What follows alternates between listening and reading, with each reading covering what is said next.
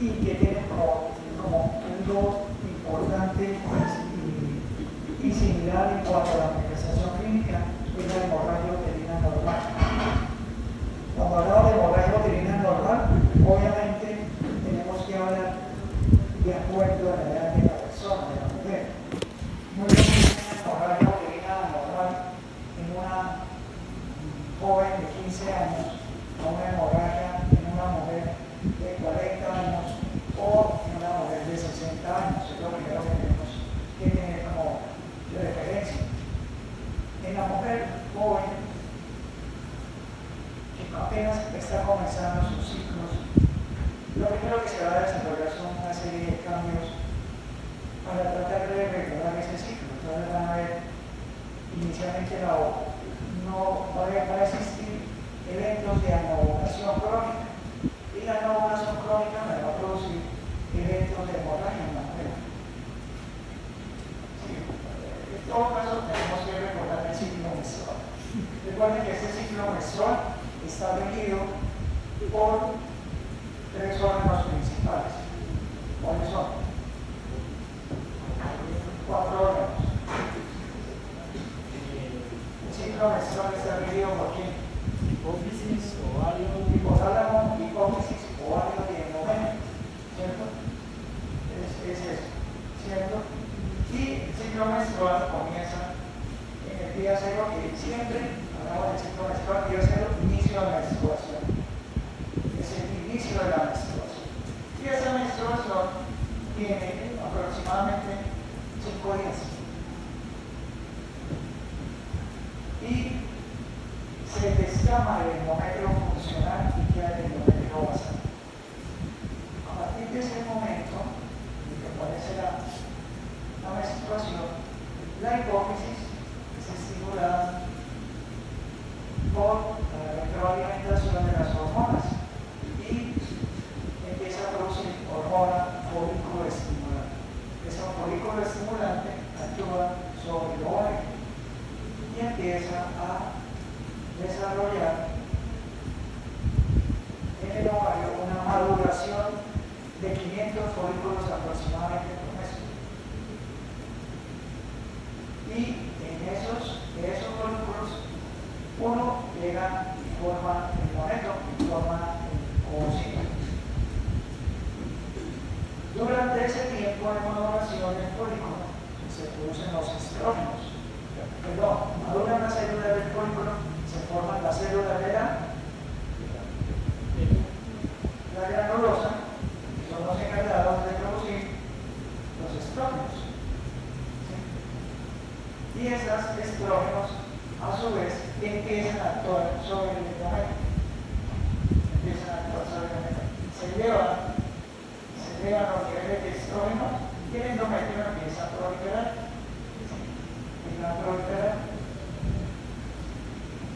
Y el día 14, la hipófisis presenta un pico de otra hormona, que es la que está en azul, que es la hormona luteinizante.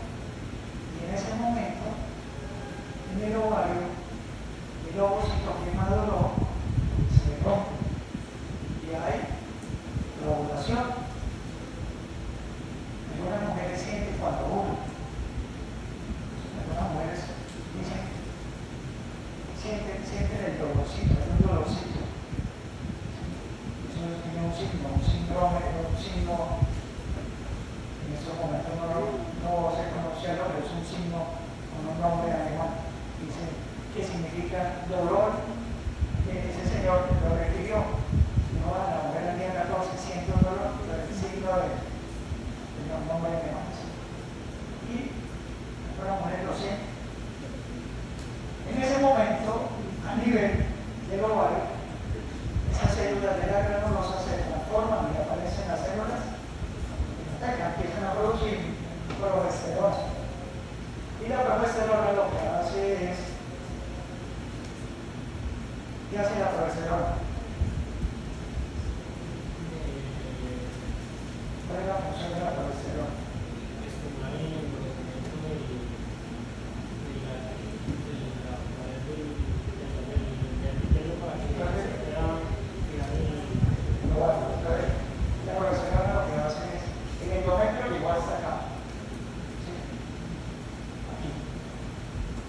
folículo estimulante por colaboración, en ese momento se detiene ligeramente la producción de estrógenos. Sí.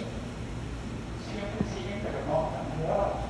Entonces, ¿qué le pasa en el momento? Deja de proliferar. Y al dejar de proliferar, empieza a producirse progesterona. Y la progesterona lo que hace es preparar un colchoncito para que el óvulo que se soltó allá en el ovario, que fue capturado por la trompa, se une con el espermatozoide, aprieta el tercio medio de la trompa, y mientras el recorrido, endometrio lo que está preparando un colchoncito.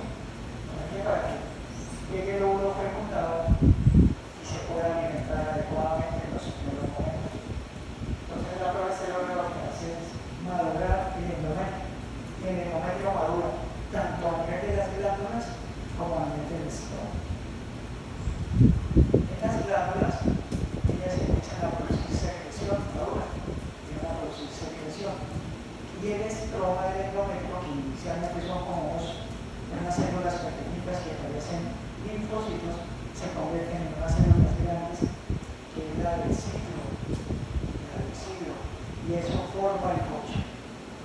Y al final,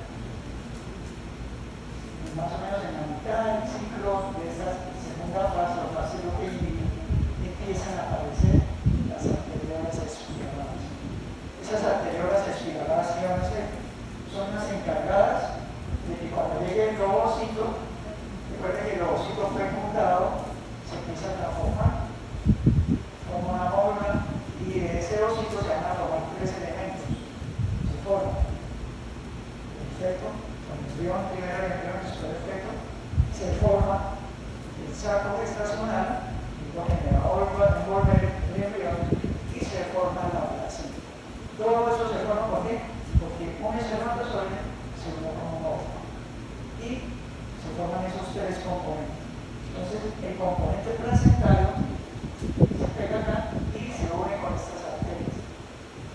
¿Para qué? Para que forme la circulación uteroplacental. Y el bebé, el embrión, pueda nutrirse. Antes de que aparezca todo eso, el cigoto se alimenta de la célula de la residuo. Si la persona no quedó embarazada, estas arteriolas se colapsan. El vasoconstricción se colapsa y todo esto que está edificado por esto se necrosa y aparece la menstruación. Y eso es lo que ocurre todos los meses a nivel de la mujer en la fertilidad. Eso se llama así, ¿cierto? Entonces, la patología del endometrio se basa en esa interacción entre la hipófisis, el ovario y el endometrio. Regida por los estrógenos. Si los estrógenos continúan, no hay el pico de la LH, ¿qué le pasa al endometrio? Sigue proliferando, ¿y qué aparece? ¿Qué aparece? La hiperplasia del endometrio. Muy bien. Y la hiperplasia del endometrio, recuerden que la hiperplasia del endometrio se da clasificada en la tibia y con la tibia, sin la tibia y con la tibia. ¿Sí? Y esa es la clasificación que hoy en día estamos manejando. Anteriormente se hablaba de hiperplasia simple, hiperplasia compleja, hiperplasia simple con la tibia, hiperplasia simple sin la tibia, hiperplasia compleja sin la tibia, hiperplasia compleja con la tibia. ¿Sí? Pero hoy en día no. ¿Qué es lo más importante de la tibia? Si tiene tibia, va a irse desarrollando la posibilidad de formarse un cáncer, ¿cierto? Entonces tenemos la historia natural del cáncer de endometrio. ¿Pero qué tipo de cáncer de endometrio? El que depende de quién. De las hormonas, o sea, porque eso quiere decir que hay otro tipo, ¿cierto? Entonces hay un tipo 1, cáncer de endometrio tipo 1. ¿Sí? Cáncer de endometrio tipo 1 es aquel que está relacionado con un factor de riesgo. Entonces, ¿cuál sería ese factor de riesgo?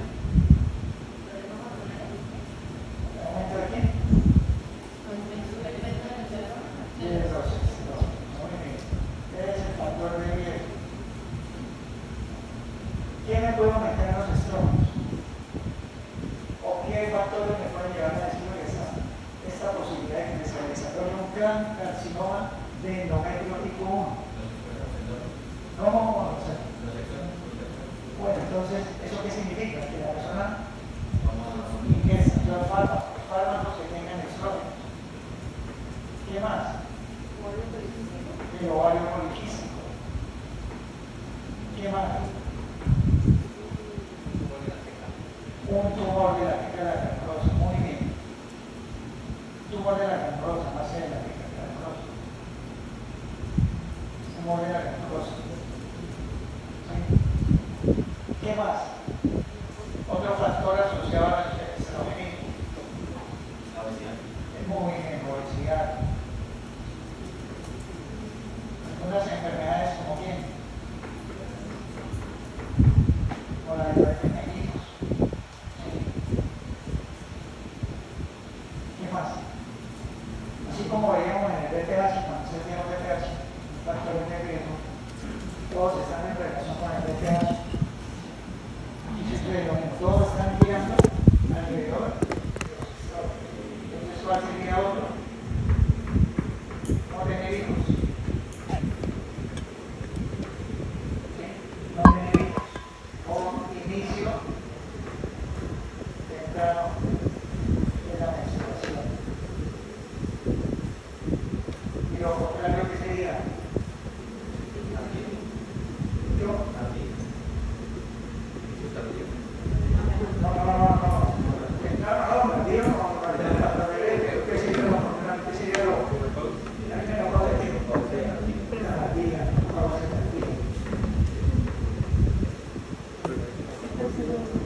Todo eso gira en torno a qué?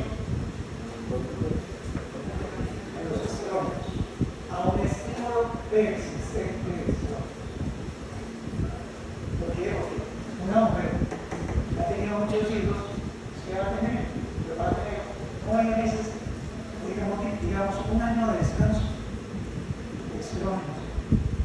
Durante el embarazo no hay estrógenos y que vayan a estimular en gran cantidad. Entonces, el factor de riesgo, todo lo relacionado con los estos. Y después, ¿qué aparece? ¿Qué aparece después? La hiperplasia. Muy bien, termina la hiperplasia en el tamaño. Hiperplasia endometrial. ¿Y cómo es la hiperplasia? Pues, sin la tibia y con la tibia. ¿Cuál tiene más riesgo de desarrollar cáncer?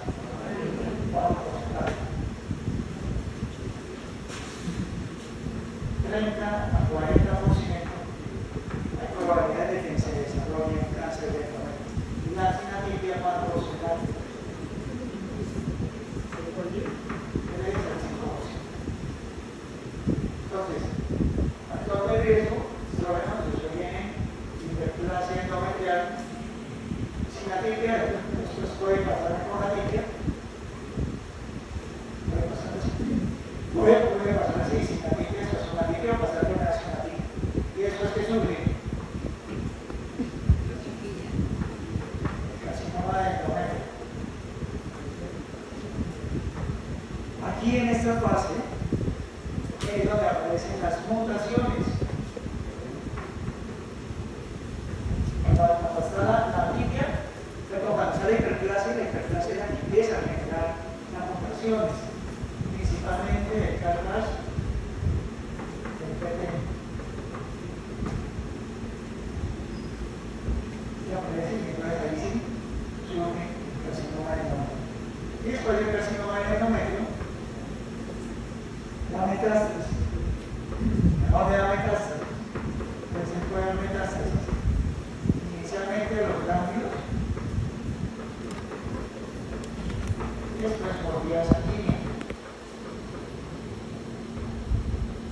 Y esa es más o menos la historia natural del carcinoma de endometrio tipo 1, que está relacionado con la hiperplasia de endometrio. Entonces, hiperplasia en endometrio, ustedes vean, hiperplasia en endometrio, estos mismos factores de riesgo. Los mismos factores de riesgo. Y vieron diferentes formas de hiperplasia, la vieron aquí, los diferentes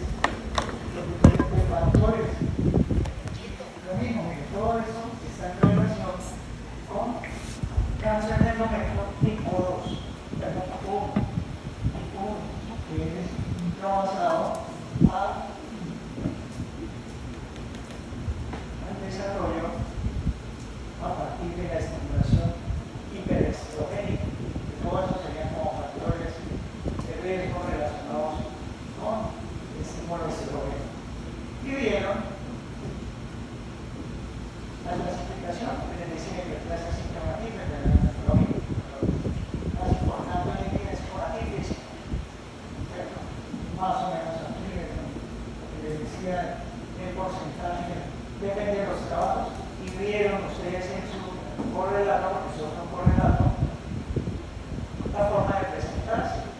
En el engrosamiento del endometrio, se vieron estas piezas, que son las mismas, aquí hay un engrosamiento, fíjense que aquí no hay componente invasivo de la pared del endometrio.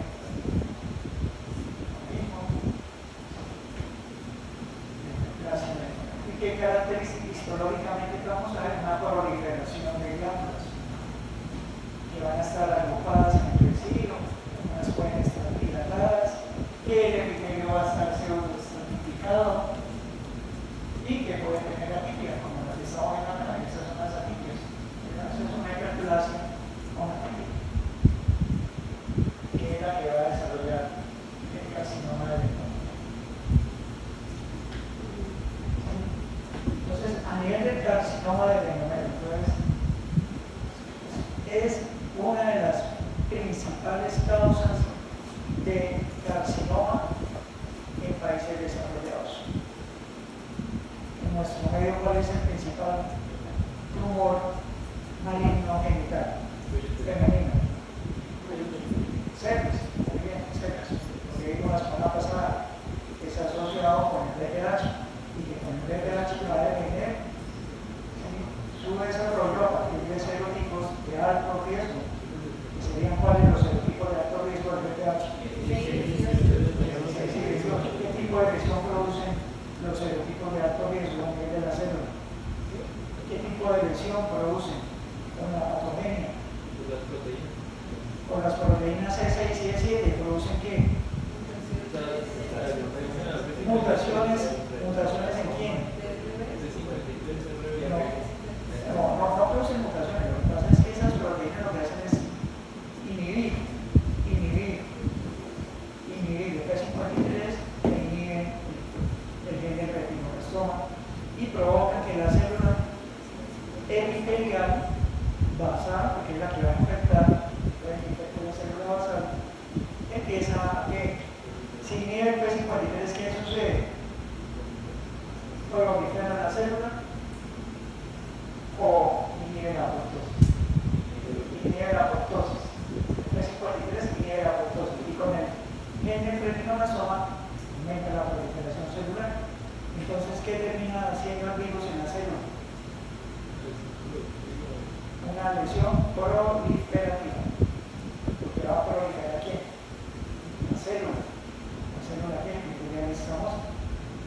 ¿Sí? Entonces, por eso se llama que son de alto riesgo, porque actúan sobre la célula, bloquean la apoptosis, hay apoptosis, la célula nunca se va a morir. Y por el otro lado, incrementa la proliferación, entonces prolifera.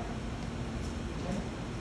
En cambio, los serotipos de bajo riesgo no expresan como tienen inhibidos el L6 y el L7 y provocan que la célula produzca virus.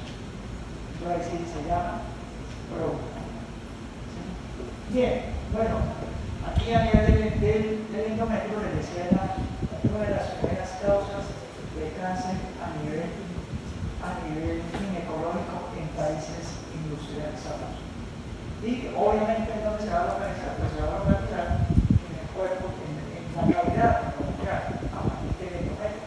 Esa es la característica de esta lesión. Y tenemos ahí más o menos lo mismo que encontramos aquí. Recalcar de pronto la terapia con tamoxifeno en algunos pacientes que tienen cáncer de mama, le dan tamoxifeno. Y obviamente también el tabaco como un factor que participa en este proceso. Y veíamos entonces que hay carcinoma de endometrio tipo 1 y carcinoma de endometrio tipo 2. Entonces, en el carcinoma de endometrio tipo 1 es el que está asociado a estrógenos, que tiene como antecedente un cuadro de hiperplasia endometrial y que por lo tanto está asociado con todos esos factores que me incrementan los niveles de estrógenos que están acá ya mencionados, que principalmente las mutaciones están en la NPT y en el KRAS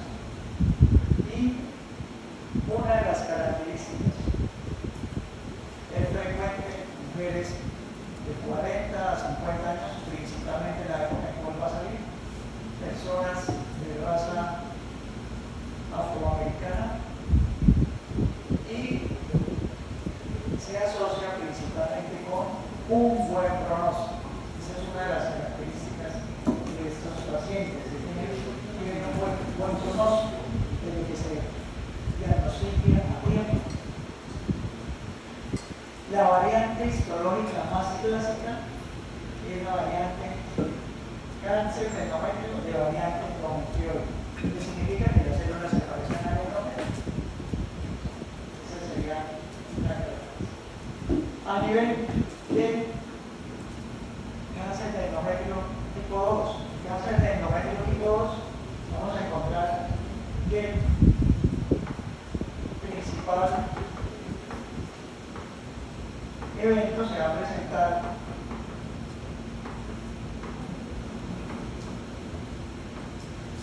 en mujeres posmenopáusicas.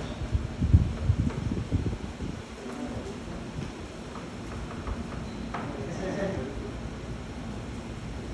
como la característica que vamos a encontrar aquí en ellas, que las mujeres posmenopáusicas, yo les decía a ustedes, la hemorragia uterina normal en una mujer joven, 15 años, el principal problema son las ovulaciones, la ovulación crónica, eventos donde todavía no hay madurez en el ciclo hormonal. En una mujer de 40 a 45 años, las principales causas de hemorragia son la hiperplasia del endometrio, la presencia de miomas como posibilidades. Y en una mujer de 50 a 60 años, una causa de hemorragia frecuente es la atrofia del endometrio. Pero toda hemorragia, mujer posmenopáusica, se debe estudiar. Pero la principal causa posmenopáusica es la atrofia. Pero podemos encontrar que se puede desarrollar a partir de ella un carcinoma. Entonces, aquí qué es lo que sucede, que hay una mutación o hay una asociación principalmente con una alteración en el gen del P53. Aquí no hay hiperplasia, no hay hiperplasia de endometrio. ¿Qué se desarrolla a partir de eso? Puede aparecer un carcinoma intraepitelial.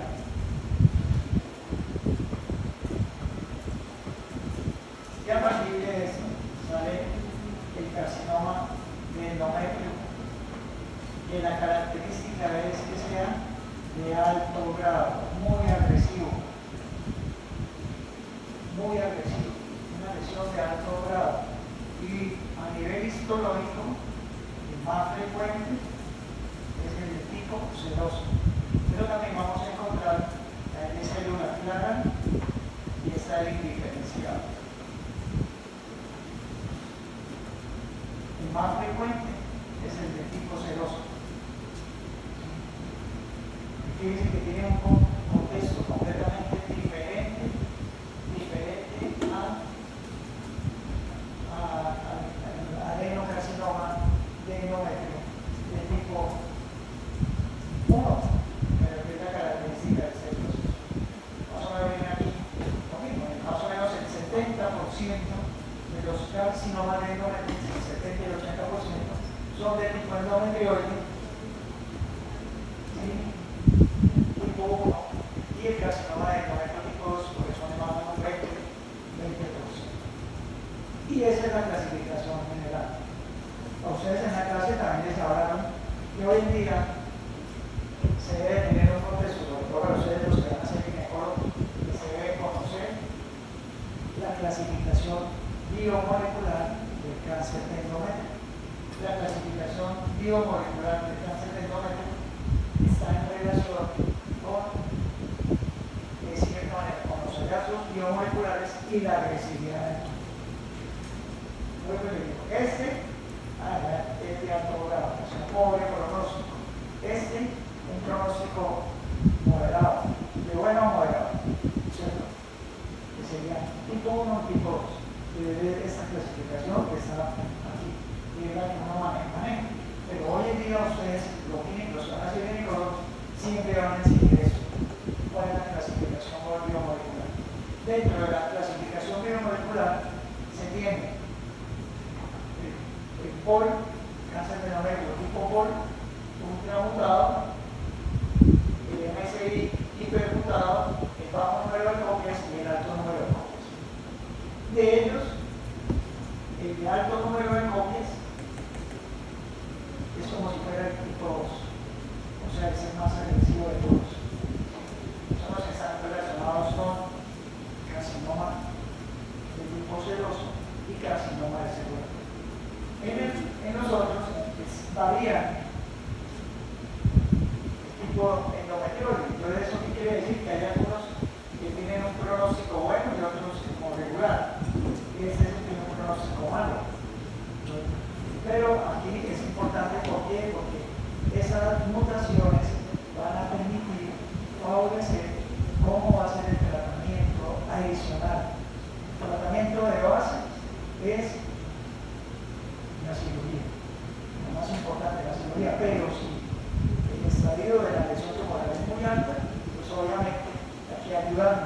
radioterapia, con quimioterapia y con terapia biomolecular. ¿Qué vamos a encontrar macroscópicamente? El carcinoma de endometrio va a presentar como principal patrón macroscópico una lesión polipoide. Una lesión polipoide que ocupa la cavidad endometrial. Que el sitio principal donde se van a desarrollar es en la región del fondo. En la región del fondo. Ese es el principal sitio. Pero ya que va creciendo el tumor puede llegar a ocupar y puede extenderse hacia la región del istmo. Es decir, descender. Es una masa de apariencia friable, con mucho tejido necrótico, que está mezclada con sangre y que tiene la capacidad de invadir la pared. Entonces ahí surgen los factores pronósticos. Tengo el factor pronóstico diferente al factor de riesgo. El principal factor pronóstico que se puede decir a nivel local es la invasión a la pared.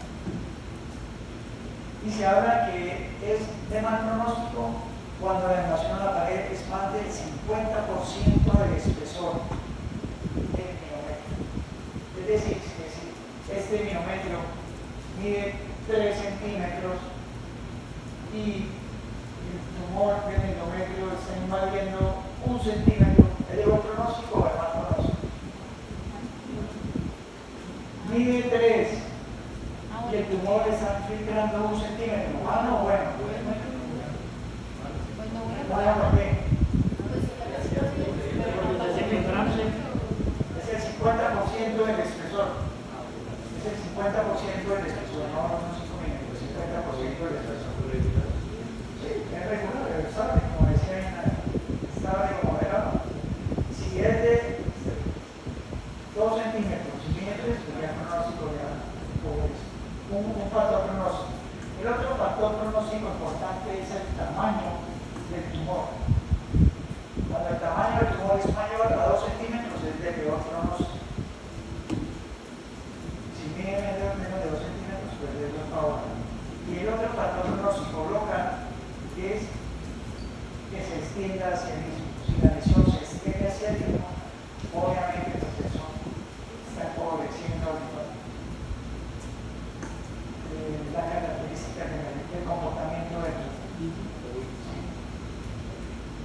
Bien, aquí tenemos una lesión polipoide friable que está invadiendo la pared. Obviamente sabemos que eso.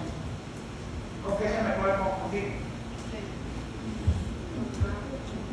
¿Con qué se me puede confundir? ¿Con qué? Bueno, con una mora. Bueno, podría ser. Tendríamos algún antecedente previo. ¿Qué más? Con un vello neosarcoma. Acá se ve claramente que la lesión está surgiendo en la cavidad endometrial, se está viendo. Y los sarcomas por lo que son masas grandes. Como una hiperplasia del endometrio, se me puede confundir. Hay otra patología a nivel del endometrio que son los pólipos. Pólipos endometriales.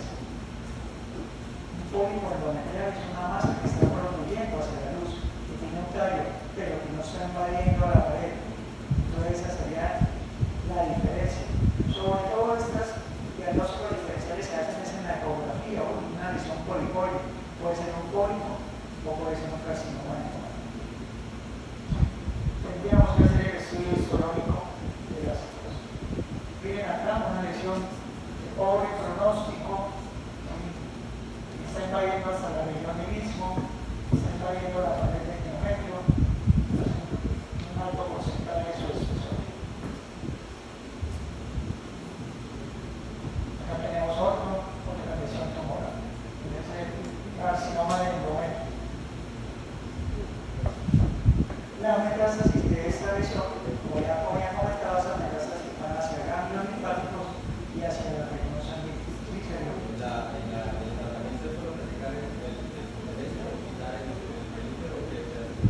No, el tratamiento, aquí hay diferencia del cervix. En el cervix el tratamiento depende del estadio y del tamaño del tumor. Si es un cervix un carcinoma microinvasor, le podemos quitar el cuello uterino, una conización, o hacemos una esterectomía ampliada. Y el tratamiento de cáncer de endometrio es, si es endometrioide, ¿cuál es la causa principal? Los estrógenos. Entonces tenemos que quitar útero y anexos. Se le quitan los úteros y los anexos.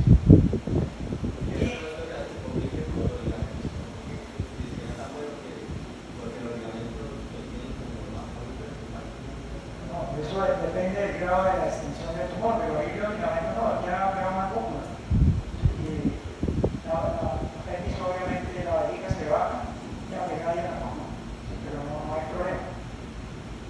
El carcinoma de endometrio está relacionado con, en el pequeño tratamiento, está relacionado con biopsias por congelación.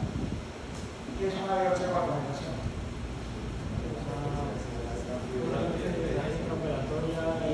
¿Qué es una biopsia por congelación? ¿Qué? Apenas se toma la biopsia se congela. ¿En qué medio de fijador de un día? En ninguno, ¿cierto? Es una biopsia que se hace intraquirúrgica. Entonces ustedes van a estar y van a mandar el útero, están allá operando con el doctor Corsi, y le mandan el útero aquí al doctor Carlos. Y el doctor Carlos tiene que mirar el útero en ese momento. Y lo que uno valora en el cáncer de endometrio son esos tres parámetros que mencioné: el tamaño del tumor, más de 2 centímetros o menos de 2 centímetros, la invasión a la pared, más de 50 o menos de 50, y el compromiso del mismo. Esas serían las características que valoramos. Entonces, miren acá la lesión tumoral, una lesión policuoide. Aquí medio se alcanza la calle, que se está invadiendo la pared. Allá, a partir de arriba, la lesión es una masa muy grande, no se alcanza a percibir muy bien la invasión, puede ser un pólipo, obviamente tendríamos que mirar, hacer un corte de la pared a ver si está invadiendo. Aquí ya tiene la lesión tumoral que tiene implantes, por la cadera. Lo mismo, eso ya pasó toda la pared. Normalmente, el carcinoma tipo 2 somos de los pequeñitos. ¿Por qué somos de los pequeñitos? Porque son mujeres con menopáusicas. ¿Qué es lo que pasa? Que los de los pequeñitos y el tumor es muy grande. Entonces hay más tumor que útero. Aquí el útero puede ser bastante precoz. A nivel histológico, entonces en el carcinoma del endometrio vamos a encontrar glándulas parecidas al endometrio. Y tenemos lo que llamamos otro factor pronóstico, que es el grado de FIGO. El grado de FIGO es Federación Internacional de Ginecología y Obstetricia. En él, obviamente, grado 1, 2 y 3. ¿Sí? En el grado FIGO se valoran dos parámetros. Se valoran la formación de túbulos y la mitosis con el tamaño nuclear.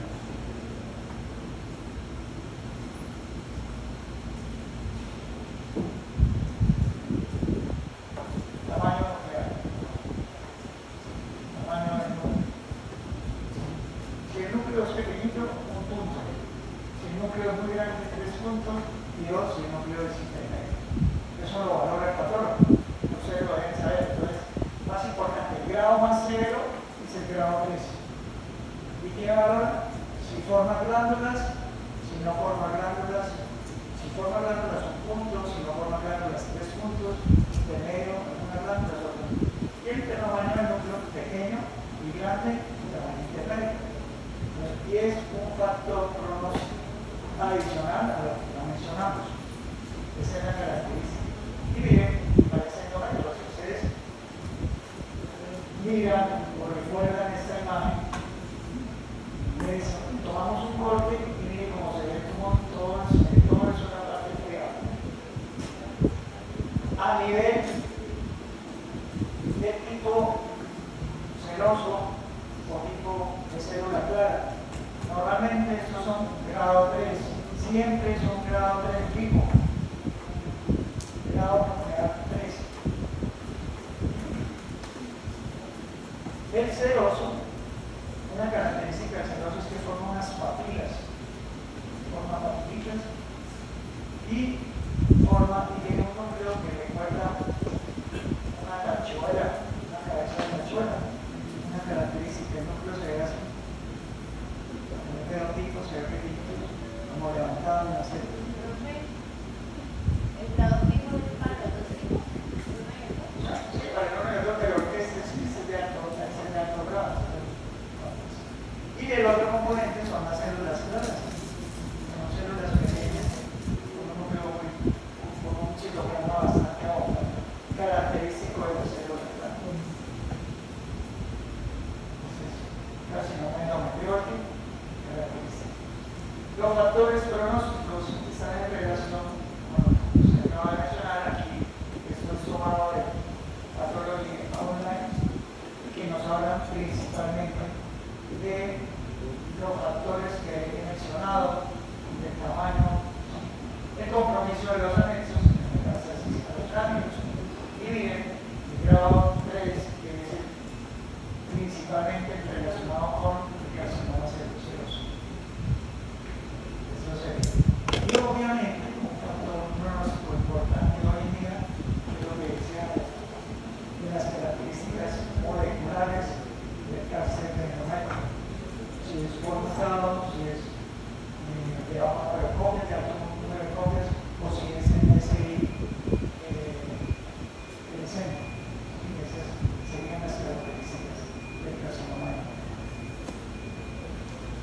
Entonces recuerden, la hemorragia uterina normal va a depender de la edad, siendo la más importante la no oratoria, la hiperplasia, la leiomyomatosis y la atrofia endometrial. Mientras que la maligna, principalmente pensemos en carcinoma de endometrio. Eso sería como la característica de este tipo de casos. ¿Alguna pregunta? Y pasamos a los miomas. ¿Qué es un mioma? Un tumor benigno derivado de aquí, del músculo liso. El músculo liso. La leiomyomatosis es una neoplasia muy frecuente en las mujeres. Además, podría asegurar que algunas de las que están presentes aquí podrían ya estar desarrollando órganos. Está en relación con el estímulo estrogénico. Y los miomas tienen la característica de que son masas de crecimiento lento, progresivo, tienen los mismos factores relacionados con los estrógenos. Los mismos factores relacionados con los estrógenos.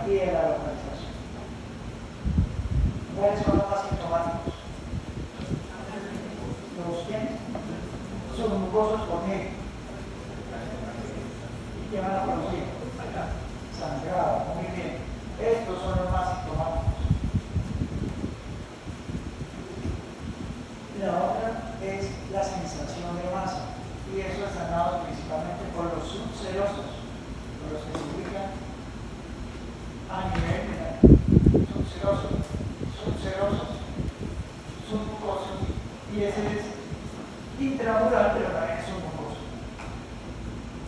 Y ese en donde está ubicado. Ese en donde está ubicado. Está saliendo por el cuello uterino. Eso se llama, parece que fuera un feto que está saliendo, la cabecita de un feto. Entonces por eso se llama leiomioma nazi.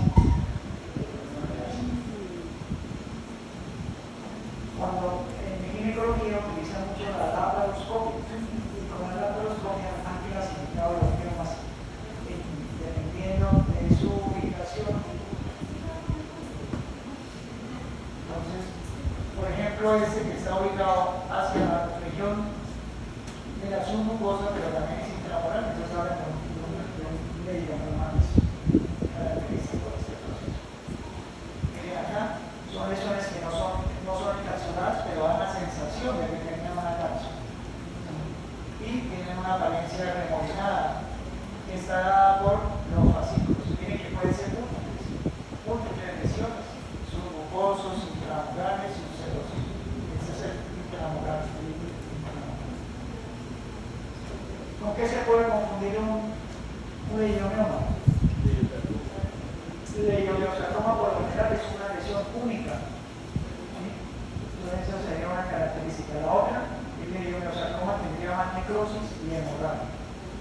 ¿Con qué otra cosa se podría confundir un leiomioma? Con una pared endometrial muy gruesa. ¿Cómo se llama? Una pared miometrial muy gruesa, una patología.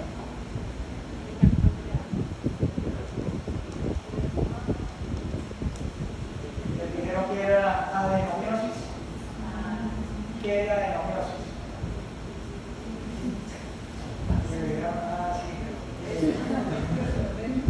Es el tejido endometrial maduro dentro de la pared del miometrio. Y ese tejido endometrial maduro es funcional. ¿Qué significa? Que si aquí en el endometrio hay menstruación, el endometrio que está en el foco también presenta la menstruación, y eso provoca dismenorrea. ¿Qué es dismenorrea?